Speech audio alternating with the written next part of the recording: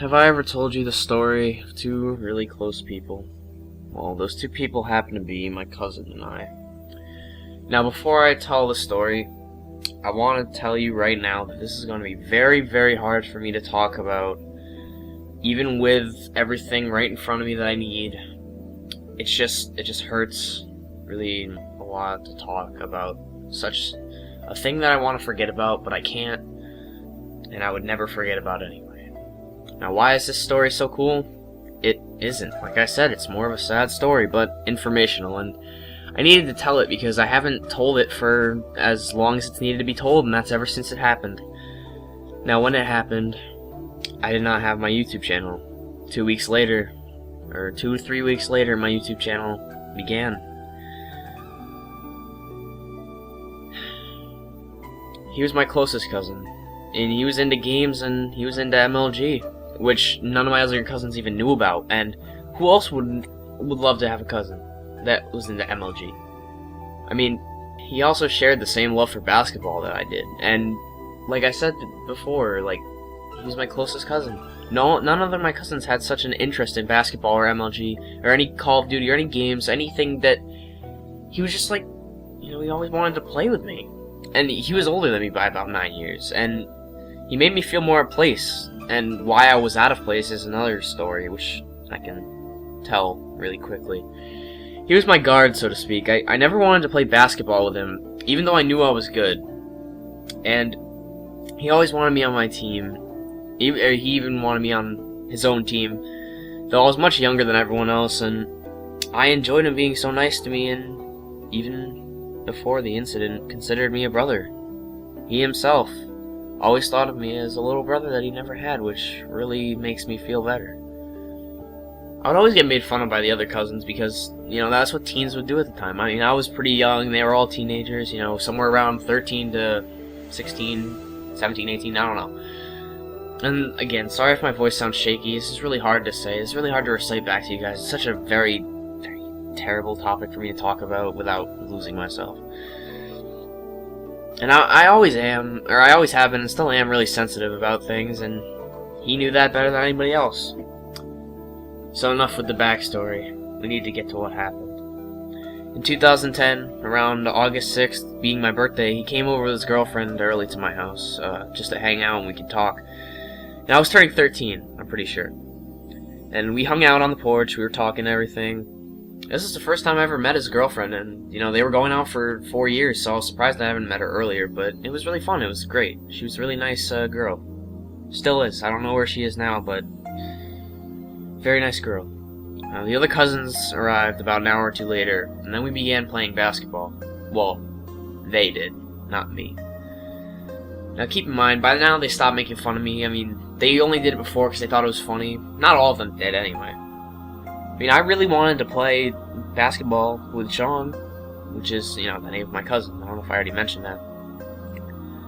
But again, my fear of them being older and faster and stronger and everything, it stopped me. Sean really wanted me to play too. I mean, he tried many times to get me to play. And this is pretty big right here. I told him, word for word, I'll play with you next time. Those words mean a lot to me because that's the last thing he heard me say in person, and the last words I said to him in person before he died. Jump ahead to October of 2010, set late September, early October. I got a message from him on Facebook saying that he wanted to know what my gamertag was so we could play, and this really lightened me because I was so excited that I finally got to play with him again. I told him that my gamertag was what it was, which was really funny. I'll show you the picture of the message right now he sent to me. Really funny gamertag I had at the time. I thought it was cool, but really now that I look back on it, it was pretty stupid. He told me for some reason that it wouldn't let him add me, so he gave me his gamertag, and I was very happy, and I added him. We played Halo earlier in the summer, split screen, and it was the most fun I've had in my whole life playing video games. And I hesitated on inviting him to parties, So, because he had loud college friends, and they would yell, and he would yell, because he's just like me. I get very angry at games from time to time, and he's just like me, just a little bit more, which is pretty surprising, because I can get pretty angry. So anyway, fast forward to the release of Black Ops 1, and this was one of the happiest times of my life, because this was when I was starting to get pretty decent at Call of Duty. And I was also excited because I got to stay out of school. There was the majority of the school was on a trip to Washington, D.C., so I could stay out the whole entire week. And I did stay out of school. I could go, but all we would do is watch movies and stuff, and I didn't want to. I wanted to play Black Ops because that's all I wanted to do. And it awaited me at midnight. I'm looking at the poster right now, November 9th, 2010. I'm not sure my cousin ever got it. I mean, he was a gamer, but he waited a week usually to get the games that he wanted to get on release, except for, if I remember correctly, it was Halo or something. I'm also pretty cold right now, which is another why my voice is shaking. The game turned out to be really fun. It was a nice game. At first, of course, every game starts to dwindle down because you get bored and it gets repetitive, and you know, that's just how they all are. The hardest thing of my life, though, happened. I sucked it up. I wanted to suck it up, though, and play with him. I was gonna invite him to a party, because Call of Duty was my game, and I was not nervous about anything. Even if they were yelling, I was good at Call of Duty. I knew that I was. I just wanted to play with my cousin.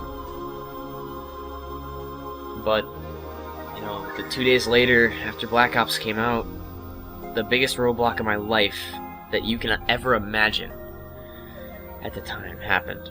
And we got a call from my grandmother who told us Sean was in the hospital with a coma and critical condition, and I was very surprised at first, but then a little bit afterwards, I tried to keep my cool. I was relieved because I remember critical does not mean that he's dead. Critical just means that it's a very severe case and they are treating him to their best ability, and I trusted our hospital that they would do the best to get him back on his feet. Comas are very, very complex. They're very tough. They're caused by different things, and others cannot. Others are more harsh than others. Like that, you know. Sorry, I can't think very well. We went to the hospital the next day, where my cousin was being treated, and I didn't want to go see him because, I mean, he was in a coma, and I could not see him in that condition. That would just destroy me. I went to the hospital anyway, though. It was a horrifying sight when I got up to the hallway that he was being treated on, because my whole family looked so distraught, destroyed, upset. Any words that you can think of that are negative, they just all looked so terrified about what was going on, and I myself was in awe. I could not believe that everyone was so down. And at that point, when everyone looked, I could tell that he was not doing well, and that just made me not want to see him even more. I wanted to remember the last time I saw him in person, and that was when he was playing basketball with my cousins, and he was right next to me, saying, "Hey Brian, I want to play basketball with you." And I was like, "Play this next time." And everyone took their turn to go and see him, but like I said, I passed. Couldn't see him in that condition. I just couldn't. So after the day was getting later, we went back home, and then they pulled the plug while we were in the car on their way home. And my closest cousin was dead. He passed away. I learned not too much longer that he had a severe case of epilepsy his whole life, and I was very hurt that they never told me, because I was like, why is he in the hospital? What could have happened? I don't understand. I thought, you know, car crash or something like that. It was much more severe and complex than that. He fell in the shower and hit his head after having a very bad seizure, and my cousin's roommate was getting groceries at the time, and he did not return until my cousin was down for a long time. I still wonder to this day that if he could have been saved if he got to the hospital earlier and his roommate was at home, but it can't be changed now. You can't say what could have happened, what would have happened, because it didn't happen, and that's just the truth.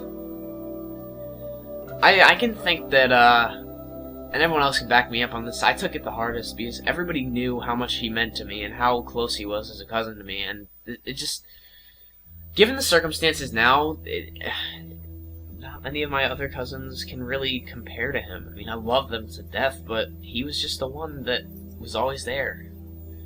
I mean, my only cousin that played video games avidly as much as I did and loves basketball as much as I did. I mean, he's gone forever. Like I said before, he was even into MLG. None of my cousins even knew about that. No one even knows about that in my family. I tell them many times what it is and how I compete, but it's just, they don't understand. I'm going to save you the time by not explaining his funeral, because it was the saddest part of the whole thing. And after the funeral, there was a place for food and everything, and that was good. We got to eat. I sat with his sister, which is obviously my other cousin. I have a couple. And we just talked. We just talked. I mean, we never talked much. The only cousin I really ever talked to was him. And here comes something really big. Something that I remember to this day and just motivates me. Made me really teary when I first heard it, and it made me inspired. His girlfriend walked over to me before we left and said, "Brian, never stop playing games. Sean wouldn't want you to stop." And I made a pact, and I told her, I won't. And look at me now. I didn't. I feel I'm at a higher level of play than anyone else thought I could even get to. I play with the intensity, and I feel like my cousin's right behind me cheering me on. He being right next to me. I mean, I don't know how good he was. He could have been really good, he could have been really bad. But it wouldn't matter to me because he was my cousin. And the reason I still play is because of him. He's the reason why I'm as good as I am now. I mean, I stopped playing Black Ops for a week after he died because I was so hurt and I just did not have the will to play video games anymore. But when she told me that, I had a new inspiration to play at the highest level I could play at. And I'm just really, really hurt that he's not here anymore. Now, I thank you all for listening to my heart-wrenching story. I mean, it was hard to tell back without losing myself. I mean, I almost just lost it a couple times. I had to, stop talking for a little bit. It just hurts me that when he wanted me to play with him, I didn't. And now, when I want him to play with me, he can't. Well, Sean, I'll play with you next time. Thank you, everyone.